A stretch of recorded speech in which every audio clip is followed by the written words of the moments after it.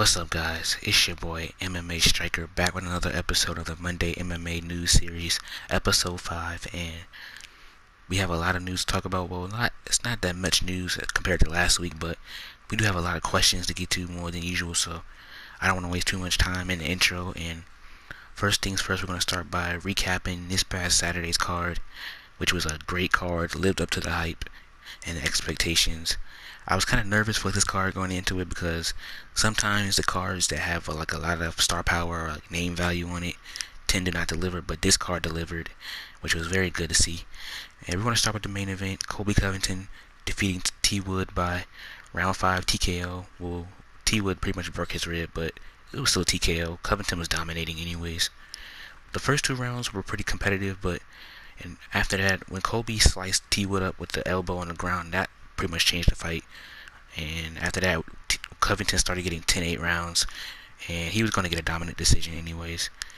Now the finish, watching it live, I was kind of confused on how it happened, but after rewatching it, I saw that it looked like Woodley was trying to crank on the choke, and he made a weird movement, and that broke his rib. Now he did say he broke his rib early on in the fight.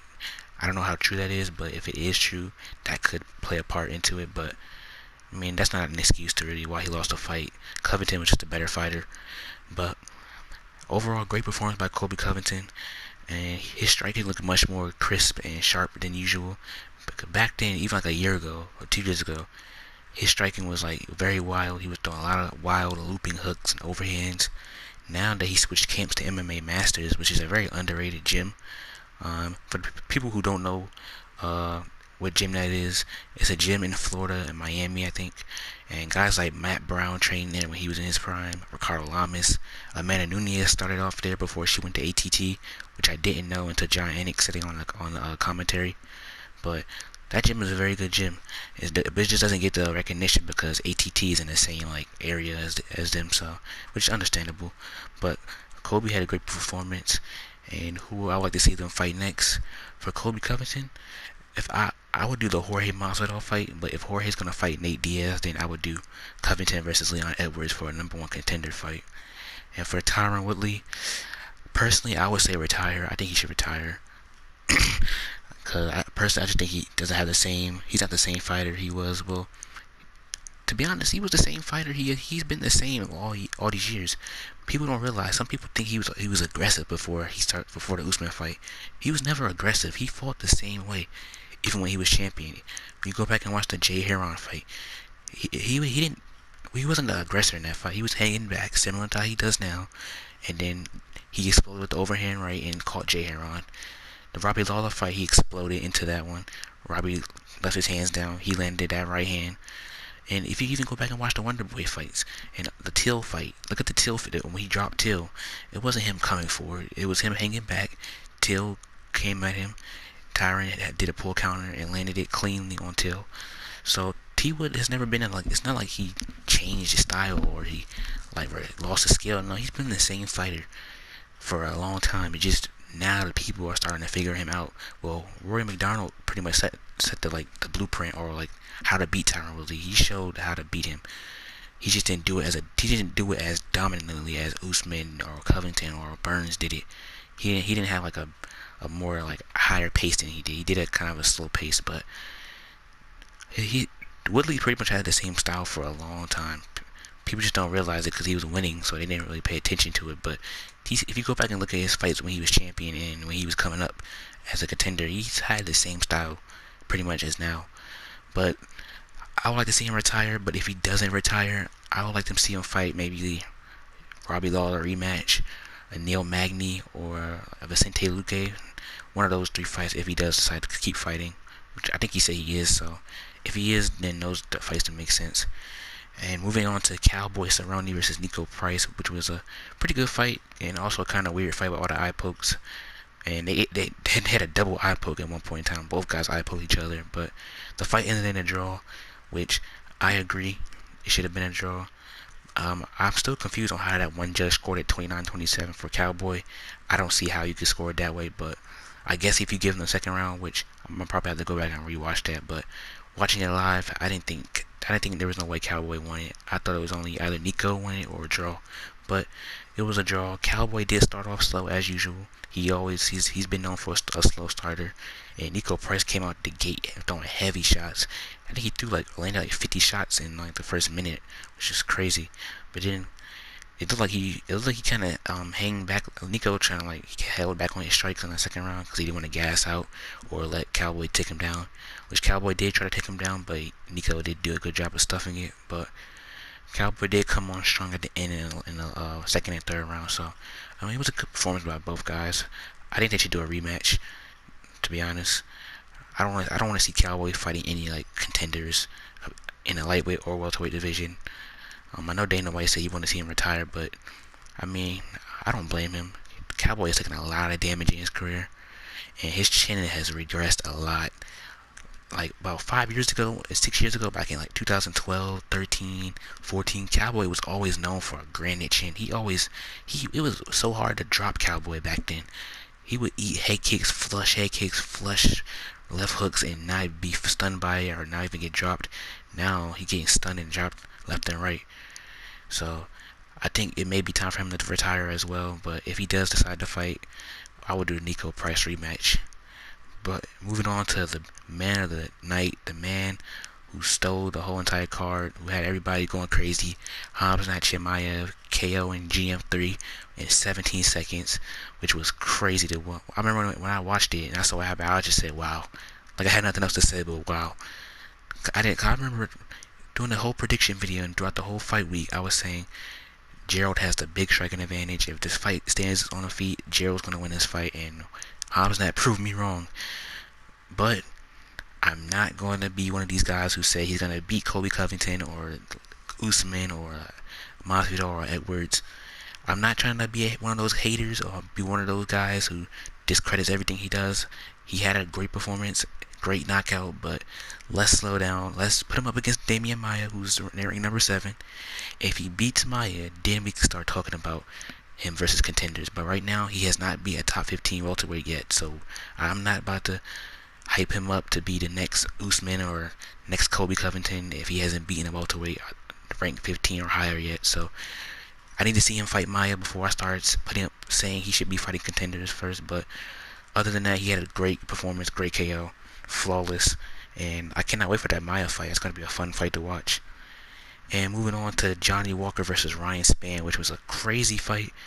Ryan Spann did hurt and dropped Johnny Walker twice, but he was, the one thing I don't understand was why was he just standing there when Johnny Walker was elbowing him on the side of the cage.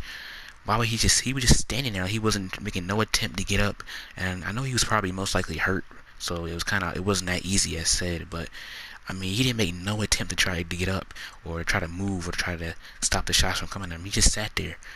And I know there was a lot of people saying that the shots that Johnny Walker threw were illegal or behind the head. I don't think so. I watched the replay about 3 or 4 times, and they were all on the side of the head. They were all legal in my opinion. So it was a valid win. So great. I mean, Johnny Walker, it was a good win, but he still needs to fix that defense. His defense is still lacking.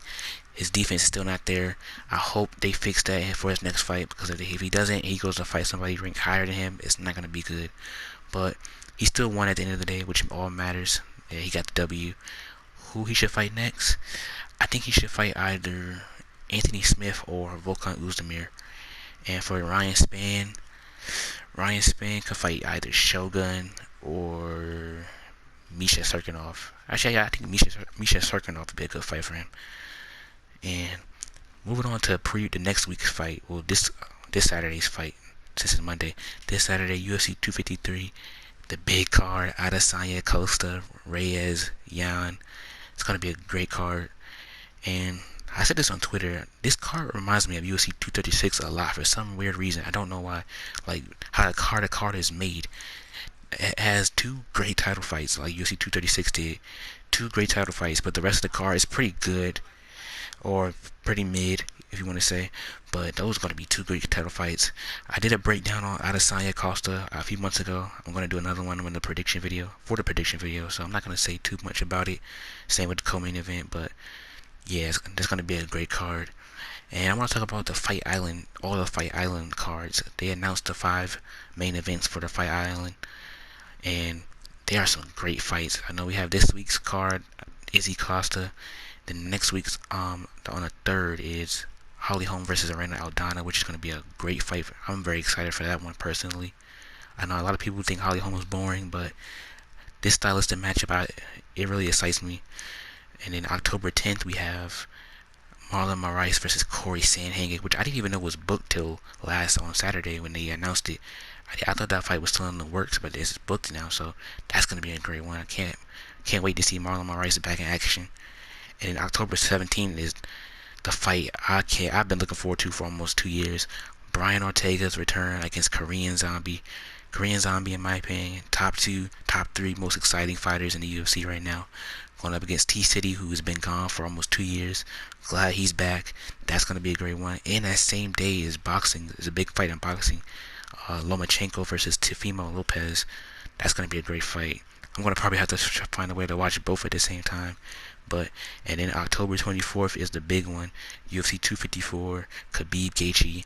That's going to be a banging fight. I cannot wait for that fight. So these Fight Island cards are going to be really good. On paper, they look better than the last version of Fight Island's fights, which were great fights as well. But on paper, these next 6 events are going to be very good. But moving on to the next topic, we're going to actually go into the questions now. I didn't really have that many topics to talk about this week, but we do have 3 to 4 questions. So we're going to start with the questions. And if you want to send questions for these videos, you can send them either in my YouTube comment section or my Twitter. And I will leave my Twitter in the description. If you want to send questions, I'll normally send questions for the MMA news series. So we're going to start with the first question. Comes from Notorious Nikwa. I know I mispronounced that, but sorry. Shout out to him for the question though. He says, thoughts on Walker's performance. It was a good performance. There's still some holes he needs to fix, mostly in his defense, mainly that. But if he can fix his defense, I think he'll be a solid fighter. But other than that, it was a good performance. He got the win, got the finish. So thank you for the question. Shout out to him. Alright, moving on to the next question at Nemesis 18112. So he has 3 questions in one, so we're going to start with the first one. Who would you rank higher on the GOAT list, Aldo or Silva? Aldo. 1, he beat better competition. 2, doesn't have as many losses as Anderson. And I normally don't really count PEDs into my GOAT list. I don't, but another factor that most people will probably use is that Aldo has never tested positive for PEDs. So those 2 to 3 things why I have Aldo above Anderson. Next question, more interesting matchup, Rumble versus Santos, Rumble versus Jan, or Rumble versus Ngannou? Now I know Rumble versus Ngannou sounds like an atomic bomb going to explode, but I'm actually going to go with Rumble versus Santos. I don't really see Ngannou versus Rumble being that close. I think Ngannou is a heavy favorite, not a heavy favorite, but a big favorite in that fight. But that Santos fight would be a great fight. I feel like that fight will last longer than the Ngannou fight. The Ngannou fight might last 2 seconds, literally 2 seconds. The ref might say, "Are you ready? Are you ready to go?" and it's over. But the Rumble versus Santos fight is a very explosive fight. I feel like Santos has a great chin to take the shots. I feel like Rumble has a great chin to take the shots. That would be a great fight. You have Santos' Muay Thai versus Rumble. That would be a fun fight. So I would say Rumble versus Santos. And how would you see GSP doing against the current champs at 155, 70, and 85? Now I'm gonna say GSP Prime version and today's version. So 55, him versus Khabib. I think he beats Khabib even today. Now I know that may sound crazy, but I did do a breakdown on that fight. So if you want an in-depth breakdown about that fight, go watch that video. I'll leave it in the description. But I think both versions of GSP will beat Khabib. 170. Now Prime GSP I think will beat Usman by a decision, but if he fought Usman today, I would probably lean Usman by decision. I think it'll still be a close fight, but I think Usman win like a split decision. And 185. Adesanya, if he fights Adesanya right now, I don't. Actually, Prime, is that tricky because 185, it depends how GSP's physique is at 185. Now, Adesanya's reach is going to be a big problem for him, either or, Prime or not Prime. but that reach is going to be insane. The kicks is going to be tricky. It's going to be tough for him to get inside on Adesanya to get the takedown or a double leg. So I would go Adesanya in that fight by decision. But thanks for the question. Shout out to Nemesis18112. And moving on to the next question at Pinky's MMA. Decline of strikers. What's your top surprising fighter that started off so good and went so wrong? What fighter did you completely underestimate but became great? So the first one, he's pretty much saying which fighter surprised you that fell off. There's a lot of people, Pettis, Hendricks, Barao, Woodley, but I would have to go Barao because Barao was the champion. He's interim champion for a while because Dominic Cruz is out. He won the undisputed belt. I remember back in that day when Barao was beating everybody. I thought he was going to be the next Anderson Silva or John Jones. I thought he was going to have at least 10 title defenses. I was so surprised when he lost to TJ back then. But so I mean, it's crazy. Barao went from champion to not even be able to beat an unranked like prospect and end up being cut. So I think Barao is probably the worst decline. And then for the second question, who did I completely underestimate but which became great?